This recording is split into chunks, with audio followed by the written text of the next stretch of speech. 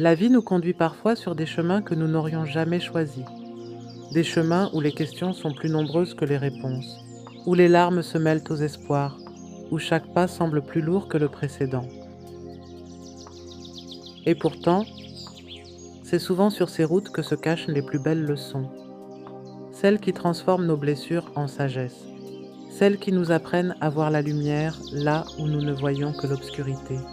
Celles qui nous rappellent que même lorsque nous croyons avancer seuls, Allah continue de guider chacun de nos pas. Aujourd'hui, je vais te raconter l'histoire d'une femme qui pensait traverser un désert, sans savoir que, bien avant son arrivée, Allah y avait déjà semé des fleurs. Bienvenue dans Les Confidences du cœur, et voici son histoire. Je m'appelle Ibtissem. Pendant longtemps, j'ai cru que la force consistait à continuer d'avancer, peu importe ce que l'on ressent à l'intérieur. Alors j'avançais. Je souriais quand il fallait sourire. Je travaillais quand il fallait travailler. Je rassurais les autres quand ils en avaient besoin.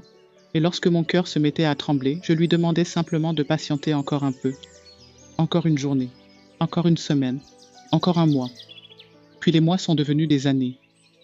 À force de porter des charges invisibles, j'avais fini par oublier le poids qu'elles représentaient. On s'habitue presque à tout, même à la souffrance. On s'habitue à vivre avec un cœur fatigué. On s'habitue à avancer sans vraiment vivre. On s'habitue tellement qu'un jour, on ne remarque même plus que l'on est en train de se perdre. Et c'est exactement ce qui m'est arrivé.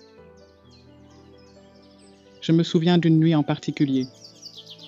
Une nuit comme il en existe tant d'autres, et pourtant, celle-là a tout changé. Le silence remplissait l'appartement. La ville dormait. Les lumières des immeubles brillaient au loin comme de petites étoiles accrochées à la terre. Moi, j'étais assise près de la fenêtre, les yeux perdus dans l'obscurité, le cœur lourd, très lourd. J'avais l'impression de courir depuis des années sans jamais atteindre la ligne d'arrivée. Chaque fois qu'une difficulté se terminait, une autre apparaissait. Chaque fois que je croyais apercevoir une éclaircie, un nouveau nuage venait obscurcir le ciel. Je ne comprenais plus. Je faisais des efforts, je me battais, je me relevais. Alors pourquoi avais-je l'impression que rien n'avançait ? Pourquoi certaines portes restaient-elles fermées malgré toutes mes tentatives ? Pourquoi certains rêves semblaient-ils toujours s'éloigner au moment où je pensais pouvoir les atteindre ? Cette nuit-là, j'ai levé les yeux vers le ciel. Et pour la première fois depuis longtemps, je n'ai pas demandé à Allah de changer ma situation. Je lui ai simplement demandé de m'aider à comprendre. Il y avait à cette époque une femme que je croisais parfois à la mosquée du quartier. Elle s'appelait Khalid. Elle devait avoir 60 ans, peut-être plus, avec des mains marquées par le temps, et un regard qui semblait toujours savoir quelque chose que les autres ignoraient encore. On ne se parlait pas vraiment, on échangeait des salutations, parfois un sourire. Mais un vendredi, alors que je sortais après la prière, le visage défait et les yeux rouges d'une nuit sans sommeil, elle m'a arrêté doucement par le bras. « Tu portes quelque chose de lourd », a-t-elle dit simplement. Ce n'était pas une question, c'était une observation. Et quelque chose dans sa voix, dans la douceur de ces quelques mots, a suffi à faire monter des larmes que je retenais depuis des semaines. Nous nous sommes assises sur les marches du parvis. Elle n'a pas cherché à remplir le silence. Elle attendait patiemment que les mots viennent. Et ils sont venus. Tout est sorti. Les nuits sans sommeil, les portes fermées. La fatigue de continuer à sourire alors que je m'écroulais à l'intérieur. La honte aussi de ne pas savoir comment expliquer une douleur qui n'avait pas de nom précis. Khalid m'a écouté jusqu'au bout, sans m'interrompre, sans me donner de conseils que je n'avais pas demandés. Puis elle a posé sa main sur la mienne et m'a dit « Moi aussi j'ai connu ce désert. Pendant des années, j'ai cru qu'Allah m'avait oublié. » Elle a souri doucement. Un petit silence s'est installé. Je l'ai regardée, les yeux baignés de larmes, mais dans son sourire, j'ai vu ce message. Ce message qui me disait que ce n'était pas l'oubli, c'était une préparation. Les jours ont continué à s'écouler après cette rencontre. Quelque chose avait changé, imperceptiblement, comme un changement de lumière à l'aube, difficile à saisir mais impossible à ignorer. Une question avait commencé à grandir en moi. Et si je regardais mon histoire du mauvais côté ? Et si je ne voyais qu'une partie du tableau ? Après tout, un enfant qui observe une tapisserie par l'arrière n'aperçoit que des nœuds emmêlés, des fils qui partent dans tous les sens, des formes incompréhensibles. Mais lorsqu'il passe de l'autre côté, il découvre une œuvre magnifique. Je me demandais si ma vie ne ressemblait pas à ça. Peut-être que j'étais simplement du mauvais côté de la tapisserie. Quelques semaines plus tard, j'ai rencontré Foued. À cette époque, je ne savais pas encore à quel point cette rencontre allait marquer mon existence. Il n'est pas arrivé dans ma vie avec de grandes promesses. Il n'avait pas de solution magique. Il n'a pas essayé de me convaincre de quoi que ce soit. Il m'a simplement offert quelque chose qui devient rare dans ce monde. Il avait cette capacité rare de créer un espace où les personnes se sentent accueillies sans être jugées. Il ne donnait pas l'impression de vouloir prendre le contrôle de ma vie ou décider à ma place. Non. Il m'aidait plutôt à retrouver mes propres repères et à entendre ce qui est déjà présent en moi. Il était une présence sincère, une écoute véritable, un espace où je pouvais déposer ce que je portais depuis si longtemps. Il était simplement cette personne dotée d'une grande douceur, mais d'une douceur qui n'est pas de la faiblesse. Une force tranquille, une douceur accompagnée de fermeté, de cadre et de stabilité. Il savait accueillir les émotions sans s'y perdre lui-même. On se retrouvait parfois au même café, lui avec ses livres et ses cahiers couverts de notes, moi avec mon thé qui refroidissait pendant que je parlais. Il avait cette façon d'écouter avec tout son être, pas en attendant son tour de parler, mais en accueillant vraiment ce qu'on lui confiait. C'était rare. Tellement rare que ça m'avait d'abord rendue méfiante. Mais Foued était comme ça, entier dans tout ce qu'il faisait.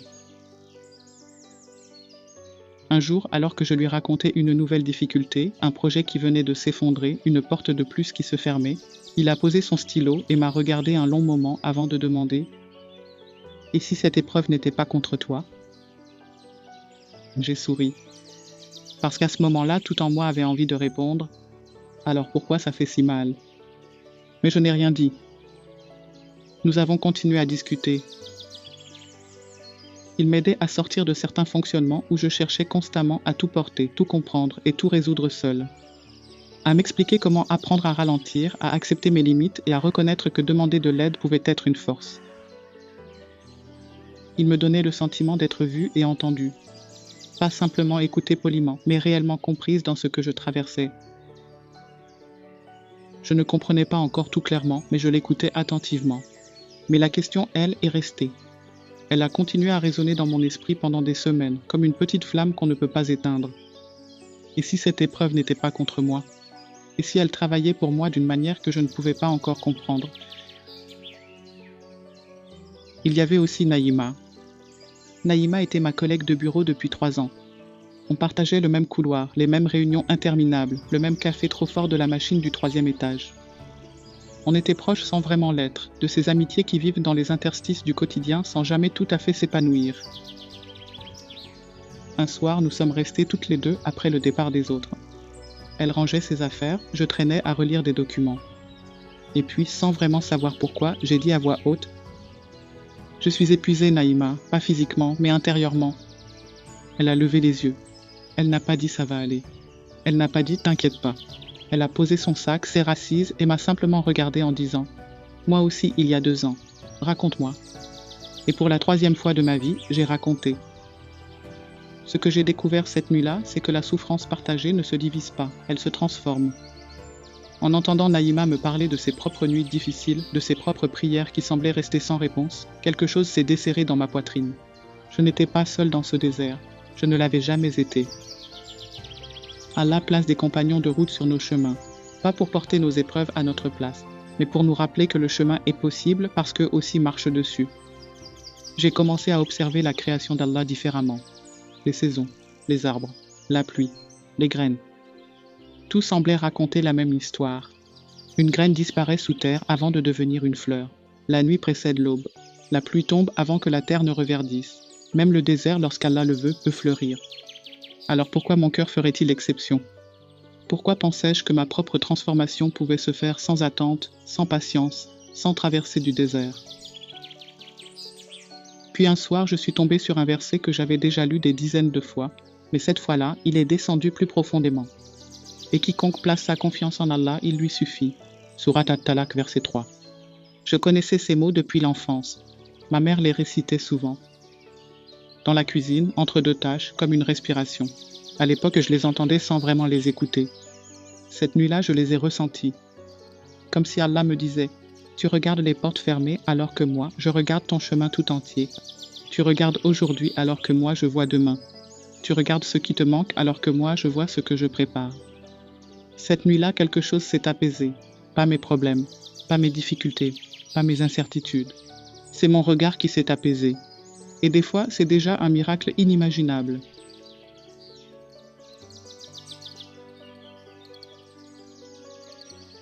Je m'appelle Ibtissem et c'est mon histoire. Ce que j'ai traversé m'a appris que toutes les portes fermées ne sont pas des punitions.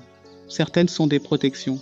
D'autres sont des invitations à emprunter un chemin que nous n'aurions jamais choisi nous-mêmes. J'ai appris que la patience n'est pas seulement attendre.